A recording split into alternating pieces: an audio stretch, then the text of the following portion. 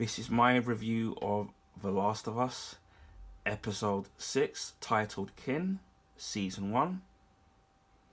And this obviously picks up from the end of episode 5, which if you already haven't seen, so because it's not a spoiler, in terms of the characters Sam and Henry, obviously there's a tragic ending, and then we pick up a few months later called with Ellie and Joel on the trail of trying to find Joel's brother Tommy. And what I'll say right off the bat of the episode is that obviously the seasons have changed where it's all snowy and there's lots of snow. And first thing that came when I saw that was the actual cinematography. It looked really, really, really great with all the snow, and you can definitely tell that these seasons have changed and it being more brusque and cold. So that was kind of a really great episode. So what I will say is that coming back off the action that we saw in the previous episode, you're not gonna get any of that in this particular episode, but it's more of a kind of a heartfelt bonding episode. In the episode, Ellie and Joel's relationship, right from the episode 1 to like this episode 6, you can tell that they're developing a much closer bond. And you can tell that Joel, compared to how he was in the first episode, he's really kind of eased up on Ellie, and Ellie pretty much now trusts him, because in the beginning, the relationship between the two was very frosty, if you pardon the pun, because it was a lot of snow in that episode.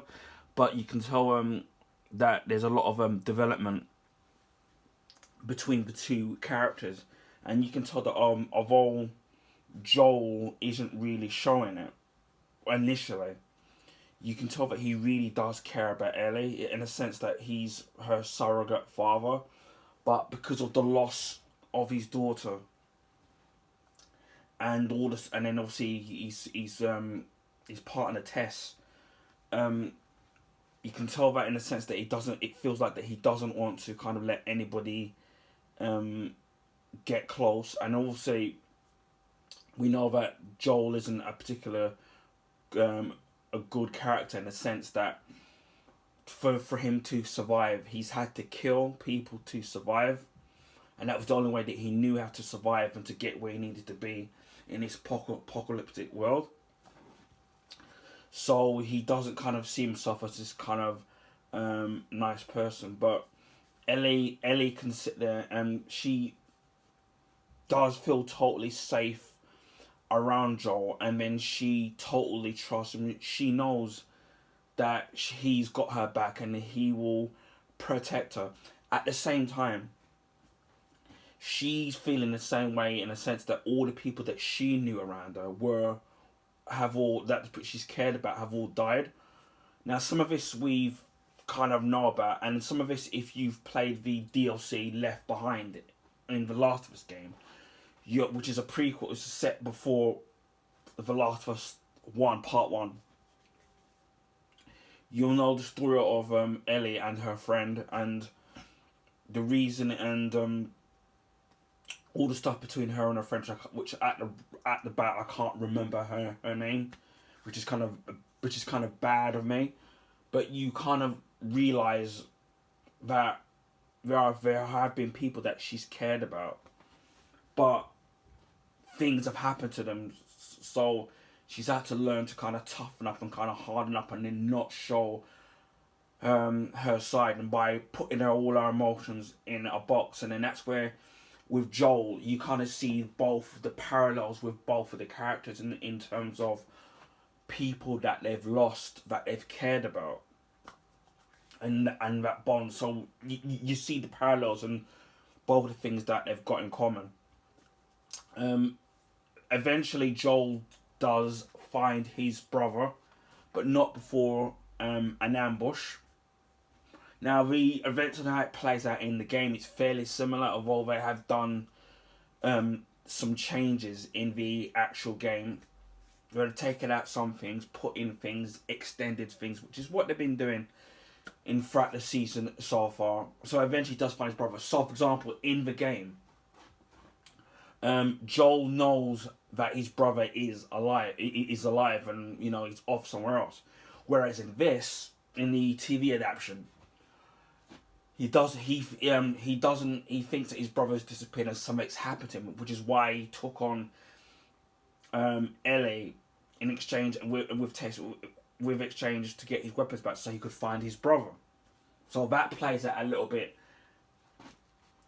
differently. Yet he does meet his brother, and obviously there's a little bit of tension between the two of them because of the life that they've had to live, and basically his brother feels like the community that he's with, that he feels like that he owes them, and then he's serving a purpose. Whereas Joel's idea of life and living is completely and utterly different. And for those of you who have played the Last of Us game, Joel basically wants to give Ellie over to his brother so that he can do it, so that he can sit there and carry her where she needs to be to meet the Fireflies, because obviously Tommy was a former Firefly. So, but we find out reasons as to why Joel is doing it. It's a little bit different from the game, but it still makes sense in the Last of Us world. Now, I forgot to mention that in the Last of Us TV series, the way they've adapted Joel from the game, he's a little bit different, because in the TV adaptation, it's surmised that right, he's partially deaf in one ear.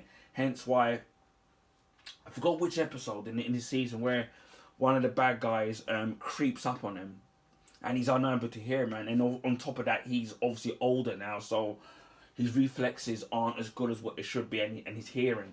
Now, in the video game, he doesn't have the problem with his hearing. It just seems to be still suffering from the stress of losing his daughter, which part of that they still have kept where, to me, I don't know, maybe I'm wrong in perceiving this, but it does seem that when he's having the chest pain, it does seem as if he's having panic attacks, and maybe it's still the trauma of the loss of his daughter, even though it's been years after since that has happened.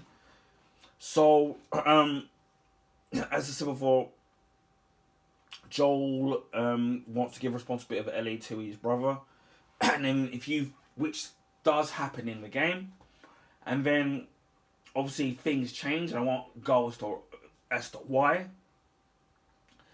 but it's something that Ellie says to Joel, and the reasons why she likes being around him, why she trusts him, and obviously I won't spoil why, but the whole dialogue between the two made complete sense and was very kind of compelling and very emotional from Ellie's perspective.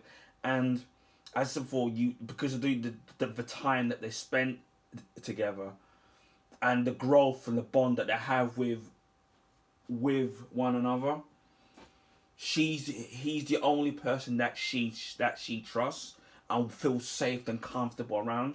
So that's kind of great. And then obviously they do they go on the trail to try and find the Fireflies, obviously to help her to find a cure. And basically they don't find what they're looking for. But then I will say that something, well, for me it's not unexpected, because it happens again. So, a fight breaks out, and then something happens to Joel, which I won't say what happens to him. And this is right out of the bat in what happens in the actual video game with Joel. And then in the actual game, you take over you instead of playing as Joel, which you're doing most of the time in the video game, you play as Ellie for a little part of the game, which I won't explain why in the game and why in the TV adaptation of it, because it's the one and the same thing. But yeah, we're kind of left on a cliffhanger until obviously episode 7, which will be next week. This episode was a little bit longer, so it was an hour and 10 minutes. If obviously keeping the breaks, but yeah, it was a very compelling episode. When in stark contrast to the previous episode, where obviously there was more action, especially with the bloaters and the clickers attacking the resistance group, and then the tragic plot between Henry and his brother Sam, which again plays out from the game. So obviously that picks up from there, and also obviously there isn't any action, which I know some people may want, because obviously in the video game there's a lot of action and shoot. Obviously that's not going to happen in the actual TV adaptation of it. But yeah, I did think this episode was great, because in a sense that you've got more of the bonding between the two characters. As I said before, the conflict between Joel and Tommy, and then Tommy's newfound responsibilities, especially with the bitter news that he hears from his partner. Well, that is told from his partner, which Joel doesn't kind of know about.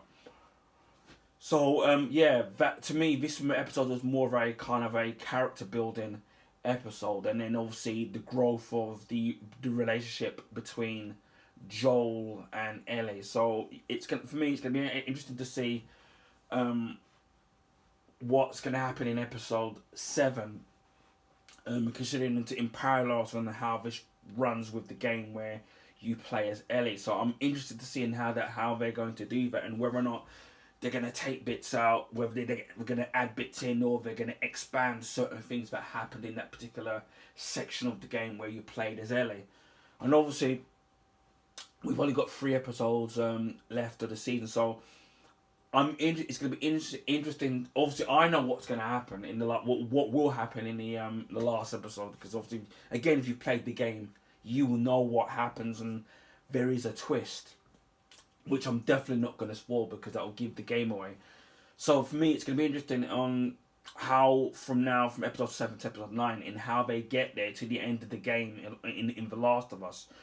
What added bits will they put into it? What will they take away, and what will they expand to kind of flesh out the story of between what happens in that section of The Last of Us game to the end of the game. So I'm curious as to how they're going to do it. But what I do like, as I said, is it's more or less like the video game, but they do just enough to change a little things here and there to keep you on your toes.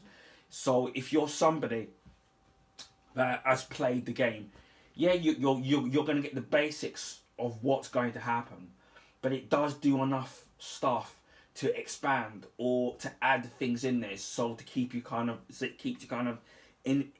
interested in the sense of what's going to happen.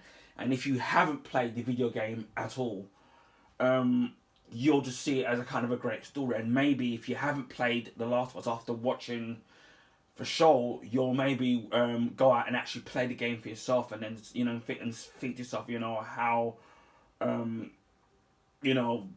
how different how things played out from the video game to the TV series. So all in all, it's going to be good whether you're somebody that knows about the show, the video game, or somebody that doesn't know about it. But yeah, that's my kind of review of episode 7. But yeah, I'm really enjoying the series so far. Again, as I've said in other videos, not just in this, there have been some people on a particular political background that basically are just trying to crap on the episodes of this series, and I think it's just silly, because to me, you're never going to get a perfect episode or a perfect show in anything.